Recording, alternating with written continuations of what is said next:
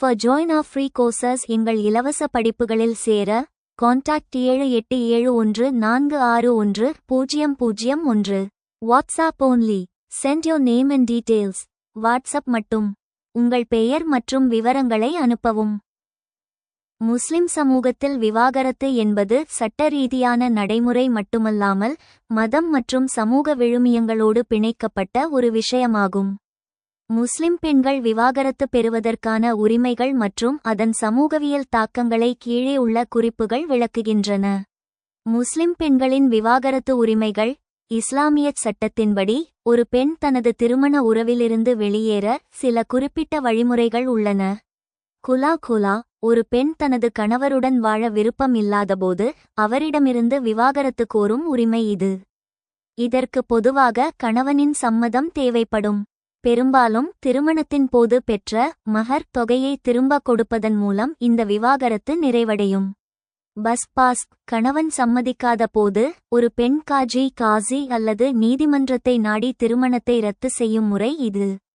கணவன் கொடுமைப்படுத்துதல், பராமரிப்பு செலவு தராதது அல்லது பல ஆண்டுகள் காணாமல் போவது போன்ற காரணங்களுக்காக இது வழங்கப்படுகிறது.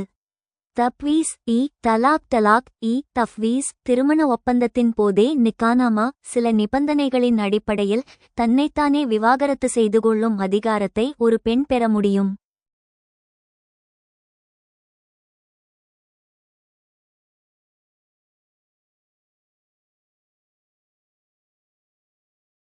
சட்ட ரீதியான பாதுகாப்பு. இந்தியச் சட்டம்.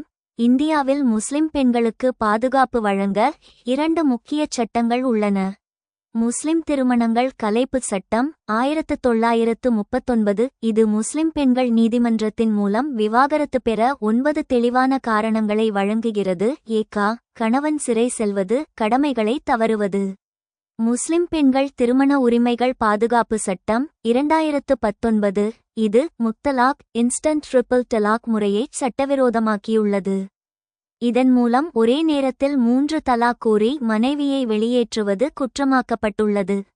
விவாகரத்திற்கு பிந்தைய உரிமைகள்.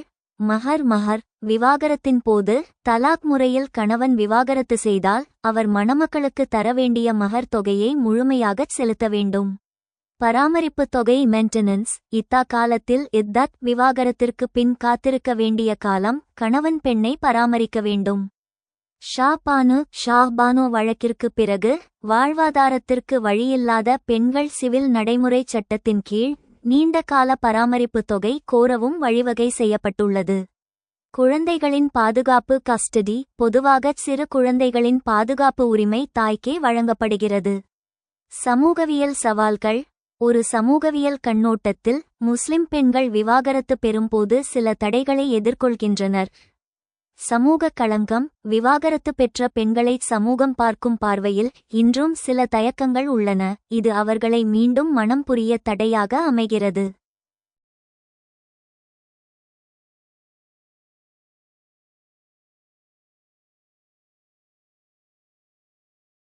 பொருளாதாரச் சார்பு. பல பெண்களுக்கு போதிய கல்வி அல்லது வேலைவாய்ப்பு இல்லாததால் வன்முறையான சூழலிலும் விவாகரத்து பெற அஞ்சி கணவரை சார்ந்து வாழ வேண்டிய கட்டாயம் ஏற்படுகிறது.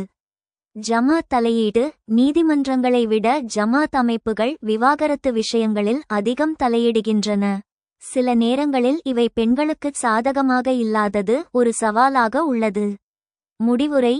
முஸ்லிம் பெண்களின் விவாகரத்து உரிமைகள் மத ரீதியாக வழங்கப்பட்டிருந்தாலும் அவற்றை நடைமுறைப்படுத்துவதில் சமூக மற்றும் சட்ட ரீதியான சிக்கல்கள் உள்ளன.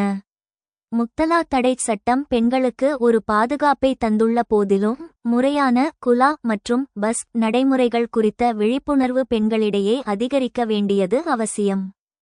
Right short note. Muslim women and divorce. சிறுகுறிப்பு எழுதுங்கள். முஸ்லிம் பெண்கள் மற்றும் விவாகரத்து. Muslim women and divorce. In India, Muslim women face unique challenges in the context of divorce, largely due to the interplay between personal laws and societal norms. இந்தியாவில் முஸ்லிம் பெண்கள் விவாகரத்தின் பின்னணியில் தனித்துவமான சவால்களை எதிர்கொள்கின்றனர், பெரும்பாலும் தனிப்பட்ட சட்டங்களுக்கும் சமூக விதிமுறைகளுக்கும் இடையிலான தொடர்பு காரணமாக. Triple talaq. The practice of triple talaq, or instant divorce, has been a contentious issue.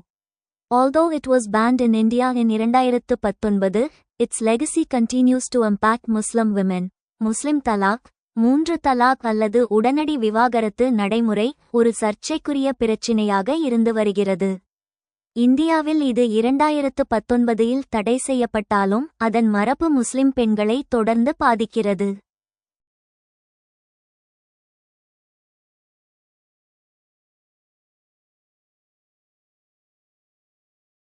Limited rights. Muslim women often face challenges in exercising their right to divorce, known as khula, which requires the husband's consent. வரையறுக்கப்பட்ட உரிமைகள். கணவரின் ஒப்புதல் தேவைப்படும் குலா எனப்படும் விவாகரத்து உரிமையை பயன்படுத்துவதில் முஸ்லிம் பெண்கள் பெரும்பாலும் சவால்களை எதிர்கொள்கின்றனர். Maintenance and support. Muslim women may face difficulties in securing maintenance and support after divorce, particularly if they are not aware of their rights under the Muslim personal law. பராமரிப்பு மற்றும் ஆதரவு. விவாகரத்துக்கு பிறகு பராமரிப்பு மற்றும் ஆதரவை பெறுவதில் முஸ்லிம் பெண்கள் சிரமங்களை எதிர்கொள்ள நேரிடும், குறிப்பாக முஸ்லிம் தனிநபர் சட்டத்தின் கீழ் தங்கள் உரிமைகள் குறித்து அவர்களுக்கு தெரியாவிட்டால். Social stigma. Divorced Muslim women often face social stigma and may struggle to remarry or reintegrate into society. சமூக களங்கம்.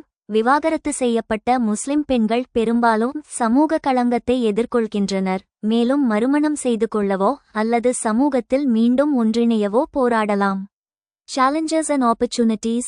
Awareness and education. Increasing awareness about Muslim women's rights under personal law and the Indian legal system can help empower them. விழிப்புணர்வு மற்றும் கல்வி. தனிநபர் சட்டம் மற்றும் இந்திய சட்ட அமைப்பின் கீழ் முஸ்லிம் பெண்களின் உரிமைகள் குறித்த விழிப்புணர்வை அதிகரிப்பது அவர்களை அதிகாரம் பெறச் செய்யும். Legal reforms. Continued legal reforms, such as the abolition of triple talaq, can help protect Muslim women's rights. சட்ட சீர்திருத்தங்கள். முத்தலாக் ஒழிப்பு போன்ற தொடர்ச்சியான சட்ட சீர்திருத்தங்கள் முஸ்லிம் பெண்களின் உரிமைகளை பாதுகாக்க உதவும். Social support. Providing social support and resources to divorced Muslim women can help them rebuild their lives. சமூக ஆதரவு. விவாகரத்து பெற்ற முஸ்லிம் பெண்களுக்கு சமூக ஆதரவு மற்றும் வளங்களை வழங்குவது அவர்களின் வாழ்க்கையை மீண்டும் கட்டியெழுப்ப உதவும். Conclusion. Muslim women in India face unique challenges in the context of divorce, but awareness, education, and legal reforms can help empower them and protect their rights. இந்தியாவில் முஸ்லிம் பெண்கள் விவாகரத்தின் பின்னணியில் தனித்துவமான சவால்களை எதிர்கொள்கின்றனர், ஆனால் விழிப்புணர்வு, கல்வி மற்றும் சட்ட சீர்திருத்தங்கள் அவர்களை அதிகாரம் பெறச் செய்து அவர்களின் உரிமைகளை பாதுகாக்க உதவும்.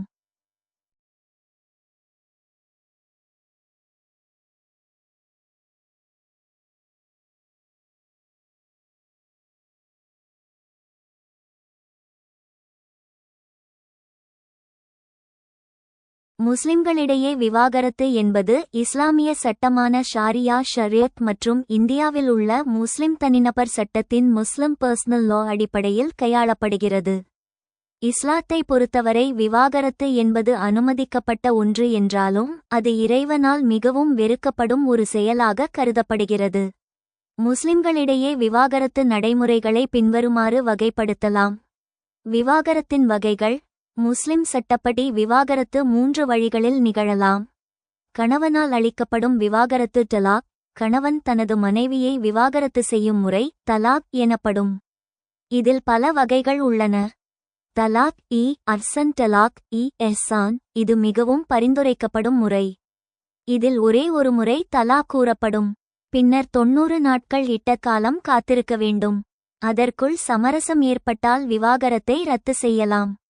தலாக் ஹசன் தலாக் ஹசன். இது 3 மாத இடைவெளியில் 3 முறை தலாக் கூறும் முறை. முத்தலாக் தலாக் பிடாத். ஒரே நேரத்தில் 3 முறை தலாக் கூறி விவாகரத்து செய்வது. இந்தியாவில் இது தற்போது சட்டப்படி செல்லாது மற்றும் தண்டனைக்குரிய குற்றமாகும். மனைவியால் கோரப்படும் விவாகரத்து குலா. மனைவி தனது கணவரிடமிருந்து பிரிந்து செல்ல விரும்பினால் குலா முறைப்படி விவாகரத்து கோரலாம். இதற்கு கணவனின் சம்மதம் தேவை. பொதுவாக திருமணத்தின் போது பெற்ற மஹர் தொகையை திரும்ப அளிப்பதன் மூலம் இது நிகழும்.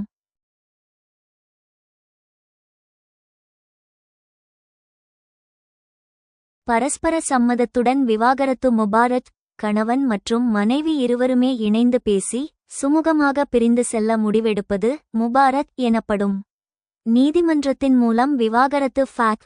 கணவன் சம்மதிக்காத நிலையில் ஒரு முஸ்லிம் பெண் நீதிமன்றத்தை நாடி விவாகரத்து பெறலாம். 1939ஆம் ஆண்டு முஸ்லிம் திருமணங்கள் கலைப்புச் சட்டத்தின் dissolution of Muslim marriages act 1939 கீழ் பின்வரும் காரணங்களுக்காக விவாகரத்து கோரலாம். கணவன் 4 ஆண்டுகளாக இருக்குமிடம் தெரியாமல் இருப்பது. 2 ஆண்டுகளாக பராமரிப்பு செலவு மெயின்டெனன்ஸ் தராதது. கணவன் 7 ஆண்டுகள் அல்லது அதற்கு மேல் சிறை தண்டனை பெற்றது. உடல் அல்லது மன ரீதியான கொடுமை குரூவல்டி. இத்தா காலம் இத்தத் பீரியட். விவாகரத்து முடிவடைந்த பிறகு ஒரு பெண் மீண்டும் மனம் புரிய குறிப்பிட்ட காலம் காத்திருக்க வேண்டும். இது இத்தா எனப்படும். பொதுவாக இது 3 மாதவிடாய் காலங்கள், சுமார் 90 நாட்கள். மனைவி கர்ப்பமாக இருந்தால் குழந்தை பிறக்கும் வரை இத்தா காலம் தொடரும். இந்த காலத்தில் கணவன் மனைவியை பராமரிக்க வேண்டியது கட்டாயமாகும். இந்தியாவில் தற்போதைய சட்ட நிலை முத்தலா தடை. 2019ஆம் ஆண்டு இந்திய அரசு முஸ்லிம் பெண்கள் திருமண உரிமைகள் பாதுகாப்பு சட்டத்தை இயற்றியது. இதன்படி முத்தலாக், ஒரே நேரத்தில் 3 தலாக் கூறுவது சட்டவிரோதமானது. இவ்வாறு முத்தலாக் கூறும் கணவனுக்கு 3 ஆண்டுகள் வரை சிறை தண்டனை விதிக்கப்படலாம்.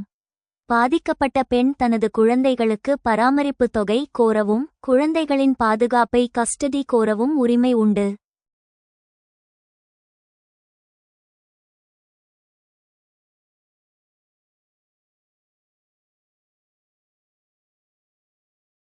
சமூகவியல் பார்வை. முஸ்லிம் சமூகத்தில் விவாகரத்து என்பது ஒரு குடும்ப பிரச்சினையாக மட்டுமன்றி ஜமாத் மற்றும் ஷாரியா கவுன்சில்கள் தலையிடும் ஒரு சமூக நிகழ்வாகவும் உள்ளது. நவீன காலத்தில் பெண்கள் தங்கள் உரிமைகளை நிலைநாட்ட நீதிமன்றங்களை நாடும் போக்கு அதிகரித்துள்ளது. Write short note: divorce among the Muslims. சிறு குறிப்பு எழுதுங்கள்: முஸ்லிம்களிடையே விவாகரத்து. Divorce among Muslims in Indian society. இந்திய சமூகத்தில் முஸ்லிம்களிடையே விவாகரத்து. Divorce among Muslims in India is governed by the Muslim personal law, which is based on Islamic principles. The law recognizes the right of both husbands and wives to initiate divorce, although the procedures and implications differ.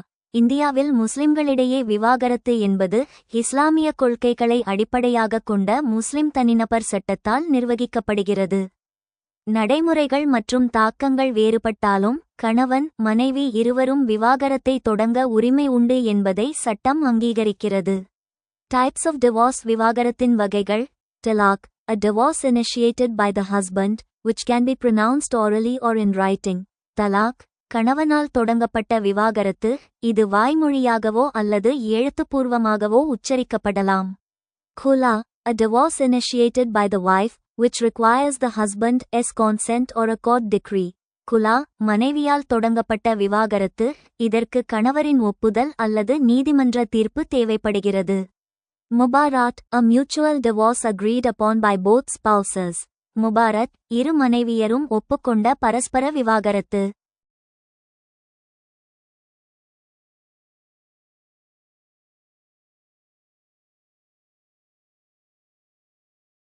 Challenges. Triple talaq.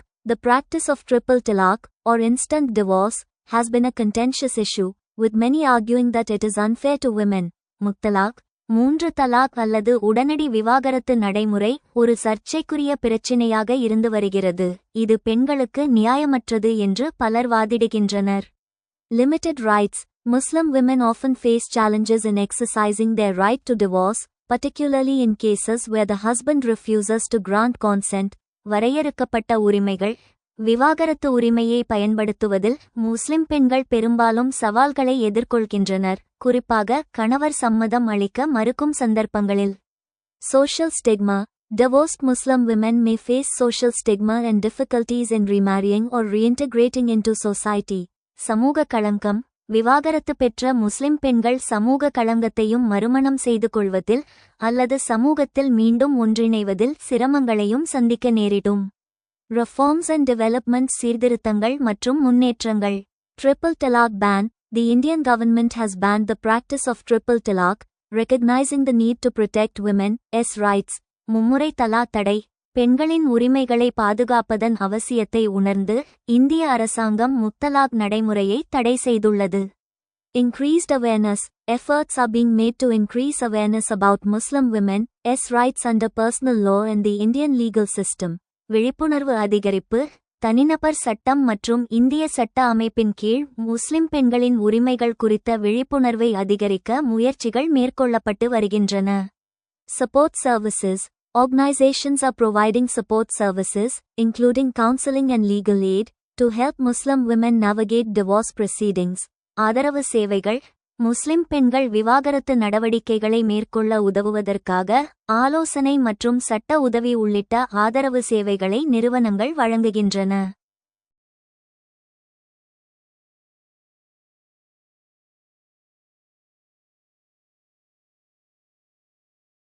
Conclusion. Divorce among Muslims in India is a complex issue, influenced by personal law, social norms, and cultural practices. While challenges persist, efforts to promote women's rights and provide support services are underway to address these issues. இந்தியாவில் முஸ்லிம்களிடையே விவாகரத்து என்பது ஒரு சிக்கலான பிரச்சினையாகும். இது தனிநபர் சட்டம், சமூக விதிமுறைகள் மற்றும் கலாச்சார நடைமுறைகளால் பாதிக்கப்படுகிறது. சவால்கள் தொடர்ந்தாலும் இந்த பிரச்சினைகளை தீர்க்க பெண்களின் உரிமைகளை மேம்படுத்துவதற்கும் ஆதரவு சேவைகளை வழங்குவதற்கும் முயற்சிகள் நடந்து வருகின்றன. முஸ்லிம் தனிநபர் சட்ட வாரியம் எந்த அளவிற்கு இஸ்லாமிய பெண்ணிய நிகழ்ச்சி நிரலுடன் உடன்படுகிறது? அகில இந்திய முஸ்லிம் தனிநபர் சட்ட வாரியம் EIMPLB மற்றும் இஸ்லாமிய பெண்ணியவாதிகளின் இஸ்லாமிக் ஃபெமினிஸ்ட்ஸ் கருத்துகளுக்கு இடையிலான உறவு மிகவும் சிக்கலானது. இது பெரும்பாலும் பாரம்பரிய சட்ட விளக்கம் மற்றும் நவீன பாலின சமத்துவ சீர்திருத்தம் ஆகியவற்றுக்கு இடையேயான போராட்டமாகவே பார்க்கப்படுகிறது. முஸ்லிம் தனிநபர் சட்ட வாரியம் இஸ்லாமிய பெண்ணிய நிகழ்ச்சி நிரலுடன் இஸ்லாமிக் ஃபெமினிஸ்ட் அஜெண்டா எந்த அளவிற்கு உடன்படுகிறது என்பதை பின்வரும் காரணிகள் மூலம் விளக்கலாம். உடன்படாத முக்கிய கருத்துகள். Areas of conflict. சமூகவியல் ரீதியாக பார்த்தால் வாரியம் பெரும்பாலும் ஆணாதிக்க பாதுகாப்பு பேட்ரியார்க்கல் புரொடெக்ஷன் என்ற நிலையில் செயல்படுவதாக பெண்ணியவாதிகள் குற்றம் சாட்டுகின்றனர். முத்தலாக் விவகாரம். பெண்ணிய அமைப்புகள் ஏகா, பாரதிய முஸ்லிம் மகிளா அந்தோலன், BMME முத்தலாக் முறையை முற்றிலும் தடை செய்ய கோரியபோது வாரியம் இது மத விவகாரங்களில் அரசின் தலையீடு என கூறி ஆரம்பத்தில் எதிர்த்தது. மஹர் மற்றும் பராமரிப்பு தொகை. விவாகரத்திற்கு பிறகு நீண்ட கால பராமரிப்பு தொகை வழங்குவதை ஷாஹ் பானோ கேஸ் வாரியம் எதிர்க்கிறது. இது இஸ்லாமிய சட்டத்திற்கு எதிரானது என்பது அவர்களின் வாதம். ஆனால் பெண்ணியவாதிகள் இது பெண்களின் பொருளாதார பாதுகாப்பிற்கு அவசியம் என்கின்றனர்.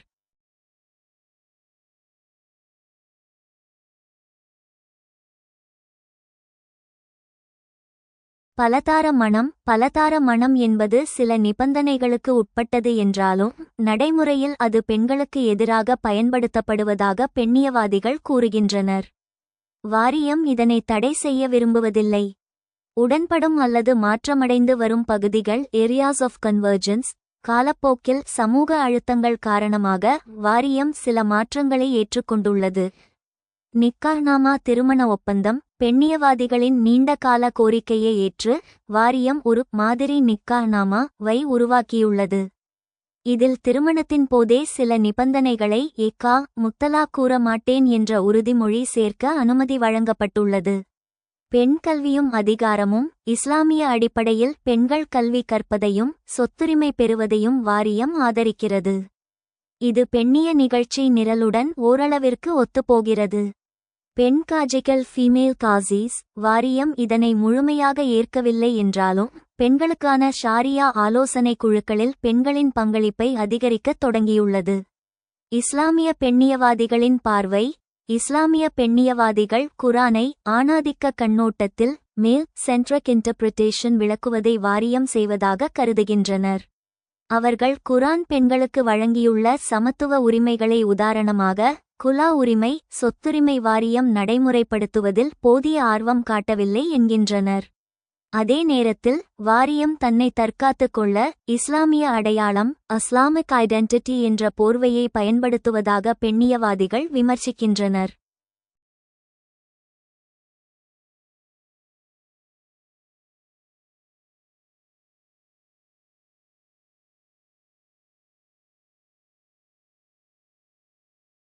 முடிவுரை முஸ்லிம் தனிநபர் சட்ட வாரியம் இஸ்லாமிய பெண்ணிய நிகழ்ச்சி நிரலுடன் மிக குறைந்த அளவிலேயே உடன்படுகிறது. வாரியம் மத பாதுகாப்பு மற்றும் பாரம்பரியம் என்பதற்கு முன்னுரிமை அளிக்கிறது, ஆனால் பெண்ணியவாதிகள் பாலின நீதி, ஜெண்டர் ஜஸ்டிஸ் மற்றும் சட்டச் சீர்திருத்தம் என்பதற்கு முன்னுரிமை அளிக்கின்றனர். இருப்பினும் இந்திய நீதிமன்றங்களின் தலையீடு மற்றும் படித்த முஸ்லிம் பெண்களின் தொடர்ச்சியான போராட்டங்கள் காரணமாக வாரியம் தனது பிடிவாதமான சில நிலைகளிலிருந்து மெதுவாக இறங்கி வரத் தொடங்கியுள்ளது. To what extent the Muslim Personal Law Board is in agreement with Islamic feminist agenda? முஸ்லிம் தனிநபர் சட்ட வாரியம் எந்த அளவிற்கு இஸ்லாமிய பெண்ணிய நிகழ்ச்சி நிரலுடன் உடன்படுகிறது? The All India Muslim Personal Law Board AIMPLB has a complex relationship with Islamic feminist agendas. While both aim to protect Muslim women's rights, their approaches differ significantly. அகில இந்திய முஸ்லிம் தனிநபர் சட்ட வாரியம் AIMPLB இஸ்லாமிய பெண்ணிய நிகழ்ச்சி நிரல்களுடன் சிக்கலான உறவை கொண்டுள்ளது. இரண்டும் முஸ்லிம் பெண்களின் உரிமைகளை பாதுகாப்பதை நோக்கமாக கொண்டிருந்தாலும் அவற்றின் அணுகுமுறைகள் கணிசமாக வேறுபடுகின்றன. Key Areas of Agreement ஒப்பந்தத்தின் முக்கிய பகுதிகள். Reform of Family Laws. AIMPLB has taken steps to address gender issues within Islamic personal laws, such as introducing reforms related to divorce procedures. குடும்பச் சட்டங்களின் சீர்திருத்தம், விவாகரத்து நடைமுறைகள் தொடர்பான சீர்திருத்தங்களை அறிமுகப்படுத்துதல் போன்ற இஸ்லாமிய தனிநபர் சட்டங்களுக்குள் பாலின பிரச்சினைகளை தீர்க்க AIMPLB நடவடிக்கை எடுத்துள்ளது.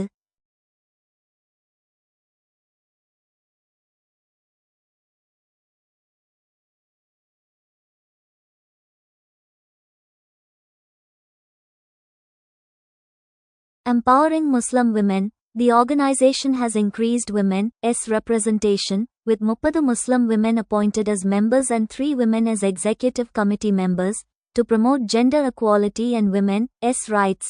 முஸ்லிம் பெண்களுக்கு அதிகாரம் அளித்தல், பாலின சமத்துவம் மற்றும் பெண் உரிமைகளை மேம்படுத்துவதற்காக இந்த அமைப்பு பெண்களின் பிரதிநிதித்துவத்தை அதிகரித்துள்ளது.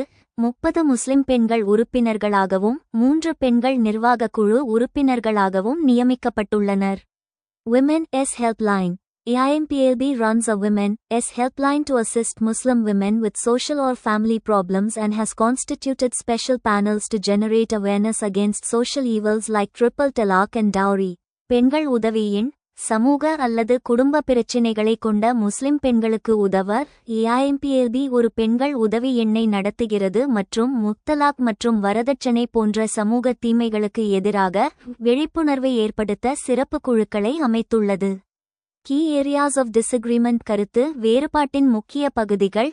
Uniform Civil Code UCC. AIMPLB strongly opposes the implementation of UCC, arguing it infringes upon Muslim religious rights, while Islamic feminists see it as a potential means to achieve gender justice. சீரான civil சட்டம் UCC AIMPLB செயல்படுத்துவதை கடுமையாக எதிர்க்கிறது, இது முஸ்லிம் மத உரிமைகளை மீறுவதாக வாதிடுகிறது.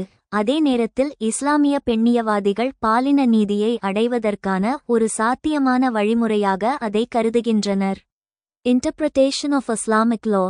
Traditionalist approach to Islamic law differs from Islamic feminists, who advocate for a more liberal interpretation of Islamic texts to promote gender equality. இஸ்லாமிய சட்டத்தின் விளக்கம். இஸ்லாமிய சட்டத்திற்கான AIMPLB-யின் பாரம்பரிய அணுகுமுறை பாலின சமத்துவத்தை ஊக்குவிக்க இஸ்லாமிய நூல்களின் தாராளவாத விளக்கத்தை ஆதரிக்கும் இஸ்லாமிய பெண்ணியவாதிகளிடமிருந்து வேறுபடுகிறது. Women's representation. Despite recent appointments, AIMPLB has faced criticism for inadequate female representation and decision-making roles within the organization. பெண்கள் பிரதிநிதித்துவம் சமீபத்திய நியமனங்கள் இருந்தபோதிலும் AIMPLB அமைப்பிற்குள் போதுமான பெண் பிரதிநிதித்துவம் மற்றும் முடிவெடுக்கும் பாத்திரங்களுக்காக விமர்சனங்களை எதிர்கொண்டுள்ளது.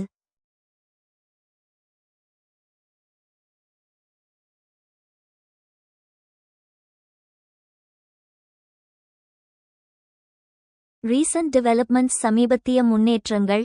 Supreme Court ruling. AIMPLB criticized a recent Supreme Court verdict on maintenance for Muslim women, calling it contradictory to Islamic law and urging lawmakers to reverse the decision. உச்ச நீதிமன்ற தீர்ப்பு முஸ்லிம் பெண்களுக்கான பராமரிப்பு குறித்த சமீபத்திய உச்ச நீதிமன்ற தீர்ப்பை ஏஐஎம்பிஎல்பி விமர்சித்தது. இது இஸ்லாமிய சட்டத்திற்கு முரணானது என்றும் சட்டமியற்றுபவர்கள் முடிவை மாற்ற வேண்டும் என்றும் வலியுறுத்தியது. Sharia law. Women members of AIMPLB have asserted that Muslim women are safe and secure under Islamic Sharia and will not tolerate any interference in it. ஷரியா சட்டம். AIMPLB-இன் பெண் உறுப்பினர்கள் இஸ்லாமிய ஷரியாவின் கீழ் முஸ்லிம் பெண்கள் பாதுகாப்பாகவும் இருப்பதாகவும் அதில் எந்த தலையீட்டையும் பொறுத்துக்கொள்ள மாட்டார்கள் என்றும் வலியுறுத்தியுள்ளனர். பெண்களின் திருமணத்திற்கான சட்டப்பூர்வ வயதை அதிகரிப்பது பாலின சமத்துவத்தை அடைவதில் ஒரு முற்போக்கான படியாகும் என்றாலும் தற்போதுள்ள கொள்கை கட்டமைப்புகள் மற்றும் சட்டங்களை திறம்பட செயல்படுத்துவதில் கவனம் செலுத்துவது மிகவும் முக்கியமானது. விவாதிக்கவும். பெண்களின் திருமண வயதை 21 ஆக உயர்த்துவது என்பது ஒரு சட்டரீதியான முற்போக்கு நடவடிக்கை என்பதில் ஐயமில்லை.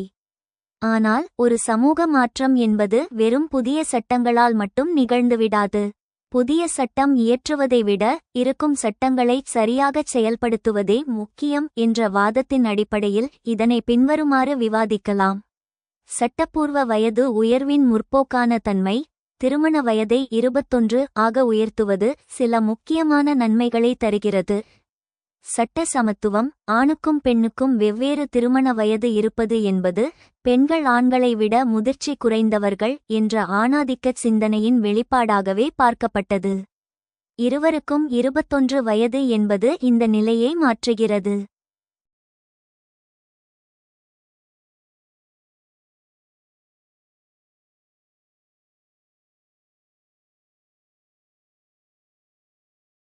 கல்விக்கான வெளி. 18 வயதில் பள்ளி படிப்பை முடிக்கும் ஒரு பெண்ணுக்கு கல்லூரி படிப்பை முடிக்கவும் ஒரு வேலையில் சேரவும் இந்த 3 ஆண்டு இடைவெளி பெரும் உதவியாக இருக்கும்.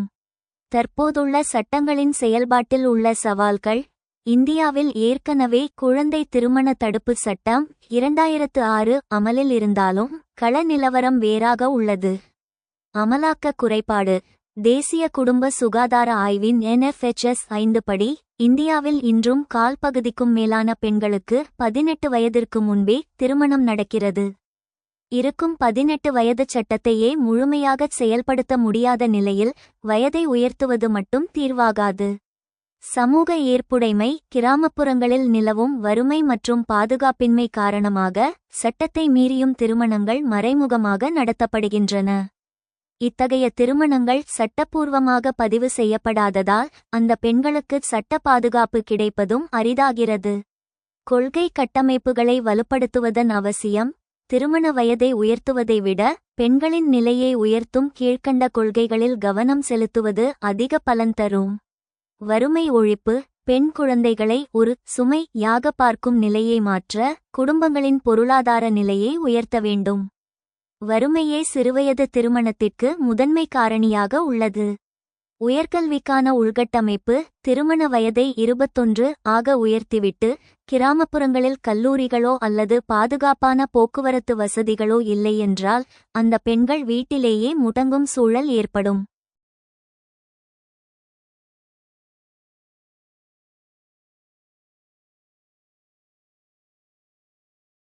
சமூக பாதுகாப்பு. பெண்களுக்கு எதிரான வன்முறைகளை குறைத்து பொது இடங்களில் அவர்களுக்கு பாதுகாப்பான சூழலை உருவாக்கினால் மட்டுமே பெற்றோர்கள் அவர்களை தைரியமாக வெளியே அனுப்ப முன்வருவார்கள். ஒருங்கிணைந்த அணுகுமுறை இன்டகிரேட்டட் அப்ரோச். வெறும் சட்ட மாற்றத்துடன் த ஜுவர் சேஞ்ச் நில்லாமல் நடைமுறை மாற்றத்தை த ஃபேக்டோ சேஞ்ச் ஏற்படுத்த அரசு பின்வருவனவற்றில் கவனம் செலுத்த வேண்டும். நிதி உதவி. உயர்கல்வி பயிலும் பெண்களுக்கு புதுமை பெண் போன்ற கல்வி உதவித்தொகை திட்டங்களை நாடு முழுவதும் விரிவுபடுத்துதல். கண்காணிப்பு. உள்ளூர் மட்டத்திலான பஞ்சாயத்துகள் மற்றும் சமூக ஆர்வலர்கள் மூலம் திருமணங்களை கண்காணிக்கும் முறையை வலுப்படுத்துதல். விழிப்புணர்வு. பெண் கல்வி என்பது ஒரு முதலீடு, செலவு அல்ல என்ற கருத்தை சமூகத்தின் ஆழமான பகுதிகளில் பதிய வைத்தல். முடிவுரை. திருமண வயதை 21 ஆக உயர்த்துவது என்பது ஒரு நல்ல தொடக்கப்புள்ளி தவிர அதுவே இறுதித் தீர்வாகாது. இருக்கும் குழந்தை திருமண தடுப்புச் சட்டத்தை உறுதியாக அமல்படுத்துவதும் பெண்களின் கல்வி மற்றும் பொருளாதார சுதந்திரத்திற்கான சூழலை உருவாக்குவதுமே பாலினச் சமத்துவத்தை அடைவதற்கான உண்மையான வழியாகும்.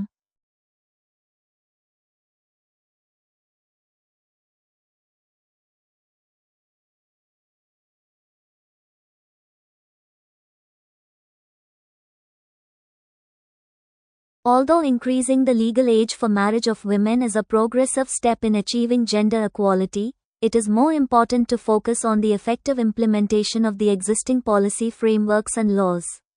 Discuss. பெண்களின் திருமணத்திற்கான சட்டப்பூர்வ வயதை அதிகரிப்பது பாலின சமத்துவத்தை அடைவதில் ஒரு முற்போக்கான படியாகும் என்றாலும், தற்போதுள்ள கொள்கை கட்டமைப்புகள் மற்றும் சட்டங்களை திறம்பட செயல்படுத்துவதில் கவனம் செலுத்துவது மிகவும் முக்கியமானது. விவாதிக்கவும். The proposal to increase the legal age for marriage of women from 18 to 21 years is a step towards achieving gender equality, but effective implementation of existing policy frameworks and laws is crucial for meaningful change.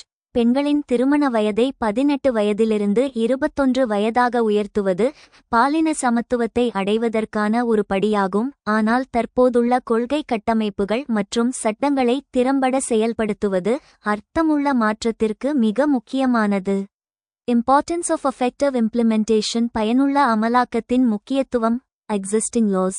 Laws like the Prohibition of Child Marriage Act 2006 and the Protection of Children from Sexual Offences POCSO Act 2012 already exist to protect girls' rights. Effective implementation of these laws is essential to prevent child marriage and ensure girls' safety. தற்போதுள்ள சட்டங்கள். குழந்தை திருமண தடைச் சட்டம் 2006 மற்றும் பாலியல் குற்றங்களிலிருந்து குழந்தைகள் பாதுகாப்பு POCSO சட்டம் 2012 போன்ற சட்டங்கள் பெண்களின் உரிமைகளை பாதுகாக்க ஏற்கனவே உள்ளன. குழந்தை திருமணத்தை தடுக்கவும் பெண்களின் பாதுகாப்பை உறுதி செய்யவும் இந்த சட்டங்களை திறம்பட செயல்படுத்துவது அவசியம்.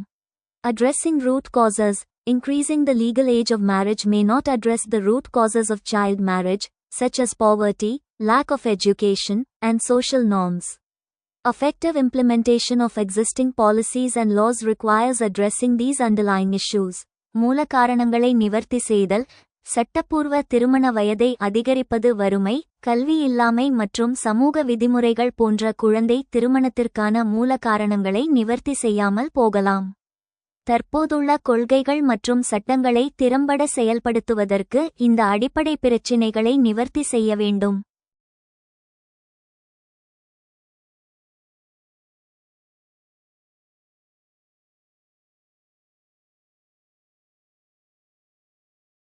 Supporting vulnerable populations. Existing policies and laws often have provisions to support vulnerable populations, such as girls from marginalized communities. Effective implementation of these provisions can help reduce disparities and promote equality. பாதிக்கப்படக்கூடிய மக்களை ஆதரித்தல். தற்போதுள்ள கொள்கைகள் மற்றும் சட்டங்கள் பெரும்பாலும் விளிம்புநிலை சமூகங்களைச் சேர்ந்த பெண்கள் போன்ற பாதிக்கப்படக்கூடிய மக்களை ஆதரிப்பதற்கான ஏற்பாடுகளை கொண்டுள்ளன. இந்த விதிகளை திறம்பட செயல்படுத்துவது ஏற்றத்தாழ்வுகளை குறைக்கவும் சமத்துவத்தை மேம்படுத்தவும் உதவும். Challenges in implementation. செயல்படுத்துவதில் உள்ள சவால்கள். Lack of awareness. Limited awareness about existing laws and policies among communities and stakeholders can hinder effective implementation. விழிப்புணர்வு இல்லாமை. சமூகங்கள் மற்றும் பங்குதாரர்களிடையே இருக்கும் சட்டங்கள் மற்றும் கொள்கைகள் பற்றிய குறைவான விழிப்புணர்வு திறம்பட செயல்படுத்தப்படுவதை தடுக்கலாம். Insufficient resources. Inadequate resources, including funding, infrastructure, and personnel, can impede effective implementation of laws and policies. வளங்கள் பற்றாக்குறை. நிதி, உள்கட்டமைப்பு மற்றும் பணியாளர்கள் உள்ளிட்ட போதுமான வளங்கள் இல்லாதது சட்டங்கள் மற்றும் கொள்கைகளை திறம்பட செயல்படுத்துவதை தடுக்கலாம். Social and cultural norms. Deep-seated social and cultural norms can resist changes brought about by laws and policies, making effective implementation challenging. சமூக மற்றும் கலாச்சார விதிமுறைகள்.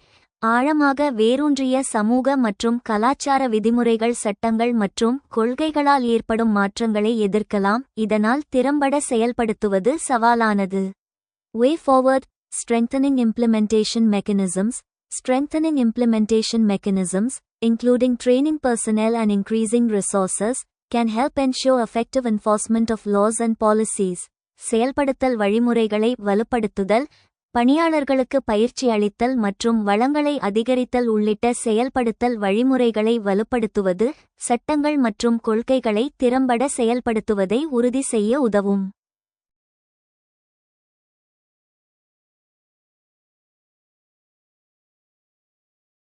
Community engagement. Engaging with local communities and involving them in the planning and implementation process can help build trust and promote acceptance of laws and policies. சமூக ஈடுபாடு, உள்ளூர் சமூகங்களுடன் ஈடுபடுவதும், திட்டமிடல் மற்றும் செயல்படுத்தல் செயல்பாட்டில் அவர்களை ஈடுபடுத்துவதும் நம்பிக்கையை வளர்க்கவும், சட்டங்கள் மற்றும் கொள்கைகளை ஏற்றுக்கொள்வதை ஊக்குவிக்கவும் உதவும். Monitoring and evaluation. Establishing robust monitoring and evaluation systems can help track progress, identify gaps, and inform policy decisions. கண்காணிப்பு மற்றும் மதிப்பீடு. வலுவான கண்காணிப்பு மற்றும் மதிப்பீட்டு அமைப்புகளை நிறுவுவது முன்னேற்றத்தை கண்காணிக்கவும், இடைவெளிகளை கண்டறியவும், கொள்கை முடிவுகளை தெரிவிக்கவும் உதவும். By focusing on effective implementation of existing policy frameworks and laws, India can make meaningful progress toward achieving gender equality and promoting the well-being of girls and women. தற்போதுள்ள கொள்கை கட்டமைப்புகள் மற்றும் சட்டங்களை திறம்பட செயல்படுத்துவதில் கவனம் செலுத்துவதன் மூலம் பாலின சமத்துவத்தை அடைவதற்கும் பெண்கள் மற்றும் பெண்களின் நல்வாழ்வை மேம்படுத்துவதற்கும் இந்தியா அர்த்தமுள்ள முன்னேற்றத்தை அடைய முடியும். For join our free courses, எங்கள் இலவச படிப்புகளில் சேர contact 7871461001. WhatsApp only. Send your name and details. WhatsApp மட்டும். உங்கள் பெயர் மற்றும் விவரங்களை அனுப்பவும்.